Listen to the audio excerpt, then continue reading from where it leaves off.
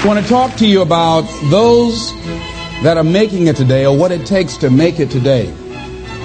In a time of great uncertainty, in a time of change that's taking place around the world, in a time when people are feeling a great deal of anxiety and fear and reservations about the future, at a time when people are going to work and don't know whether or not they will have a job when they get off, and not necessarily because of their performance, but because of what's happening in the economy.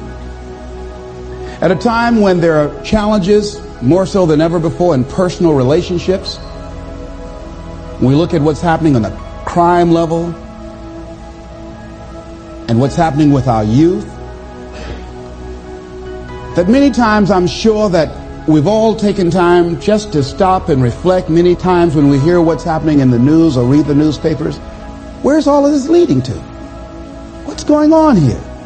And so I think that now more than ever, we must begin to look at what are the things that we can do that would put us on some firm footing in life, that will enable us to do some things and use some powers that we have, that many of us go through life never ever discovering that we have those things going for us.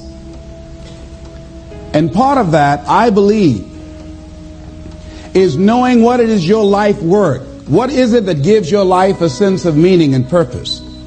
Because once you find that, it puts you in your power place. See, if you know what your life work is, I encourage you to start working on it. If you can't do it all at one time, do just a little bit of it. And if you don't know what it is that you showed up to do, if you don't know why you're here, I encourage you to find out what your purpose is here. What is the meaning of your life? What will be different? Have you ever asked yourself that question? I've done that. I remember coming from a friend of mine's funeral, and I was reflecting on how much time I had left. And I went for a walk in a park thinking about this guy whose life was so promising. And I mean, he wasn't an old guy. He was quite young, in fact. And I thought about all of the things that he said he was going to do, and he never got a chance to do those things. And I started thinking about my own life and how much time I had left to do the things that I would like to do. And at that time, I wasn't sure what my life purpose was, what my life's work was. I wasn't sure about it at that time. And I thought about it quite a lot. I had some idea, but I wasn't convinced, and I don't think I felt worthy. I didn't believe that it could be me to do this kind of work that I'm doing right now.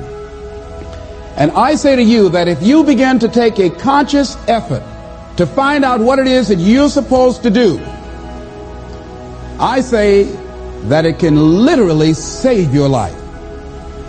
I said that it can literally save your life. I was telling a group of people of a study that was conducted.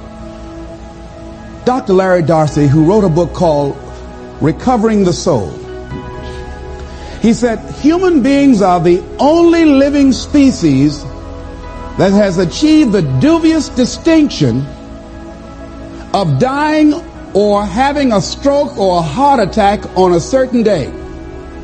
If you ask most people, what would you say the primary cause of why people will have a heart attack or stroke? Many people will say, well, because they smoke cigarettes, or because of high cholesterol, or because of stress, or because of obesity. And all of those things are contributing factors. But ladies and gentlemen, more heart attacks take place in this country on Monday morning between 8 and 9 a.m. That's when the majority of people who have their first heart attacks have them. 85% of the American public, according to recent studies, are going to jobs that they hate, working on jobs that do not challenge them. They get sick thinking about going. Migraine headaches after the Sunday afternoon football game or 60 minutes, the anxiety began to build. And come Monday morning, they drop dead of a broken heart. Some of you ought to think about not going to work on Monday.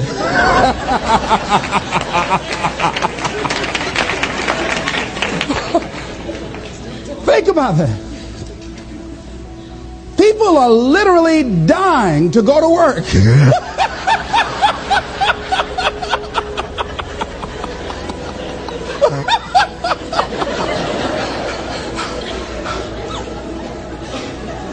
Because, see, when you go to a job and you already know how far you can go, you can already see that proverbial glass ceiling.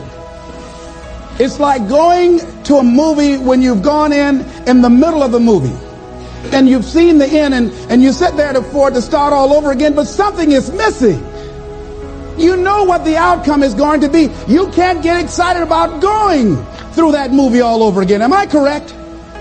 See, when you're going someplace and you already know how much you're going to make, you already know how far you can go, you're in a dead-end position.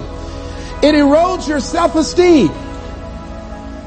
It lowers your sense of yourself. It creates some inner turmoil.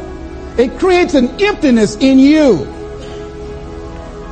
So I say that your life is worth finding what it is that you're supposed to do.